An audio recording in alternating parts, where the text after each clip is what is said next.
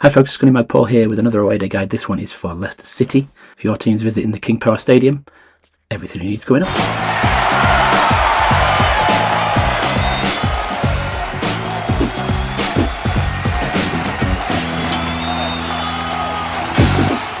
Okay, Leicester City, King Power Stadium, opened in 2002 and has a capacity of just over 32,250. You get about 3,000 for away fans, and it's one of those modern tin boxes. Cash free in the middle of nowhere, but not too far from the city centre, so that's not too bad.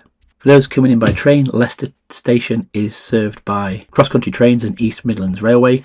The cross-country ones will get you from sort of Birmingham area to Stansted via Cambridge and that, going, as the name suggests, across the country. And the East Midlands Rail will get you from St Pancras to either Sheffield or Nottingham, and you can change in from there for other routes. For those driving in, the club information pack for visiting supporters has an invite to book at their Filbert Street car park, which isn't even the stuff around the stadium. You can't book that. Filbert Street's where the old ground used to be, and they will charge you £19 a car in the 2024 and 25 season as I'm recording, and you'll walk past another car park on the way to the ground. Seems a bit of a rip-off, but it's modern football. What do you expect? You've got other options around the stadium. There's some pay and displays at the cinema and stuff like that, and there's a supermarket car park nearby. Don't just go and park there, but it may be available on different parking space apps to hire a few spaces, usually on the cheap, around £4 to £5 a day.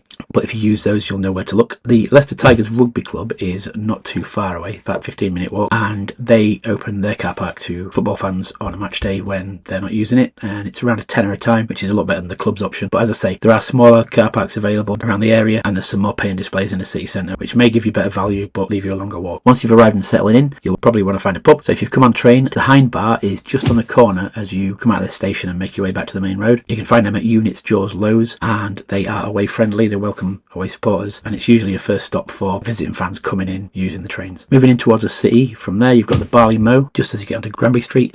You can find that at Dime Store Chats, and carrying on from there, you've got the Locker Room and the Walkabout on Belvoir Street, just sort of next door but one to each other. And Tape's oldest hooks will get you to one of those, and you'll be able to see the other one. They're all away friendly. There is quite a few good options in the city centre. The only other one really to mention, if you're looking for a Wetherspoons, you've got the Corn Exchange, which is going a little bit further away from the ground at Fake Hand Digit. That'll leave you nearly 2 miles to get back to the stadium. But if that's your thing, then give that a try. It's worth remembering with Wetherspoons, they may decide that they don't want football shirts in there and stuff, so keep that in mind. Moving up closer to the ground, you've got the Local Hero, which is probably the closest you're going to get to the stadium. Bansford Hills will get you to the front door of that one. There's also a pay and display car park there. There's an Odeon around the corner and a Nando's just behind it, but that's like 2 minutes walk from the stadium. It is mixed. They do allow visiting supporters, but with it being so close and the fact that they'll let both sets of fans in, it's going to be busy. If you're staying over, a few hotel options. There's quite a lot dotted around actually, but I've picked two out for key reasons. The first one, right next door to the stadium. You literally come out the door and the stadium's there. That's the Holiday Inn Express Leicester City. And Pie Store's Volume will get you to the reception door. It's only little, it's in a massive wall. Look out for it. And then the other one I've picked out is the Grand Hotel in the city centre.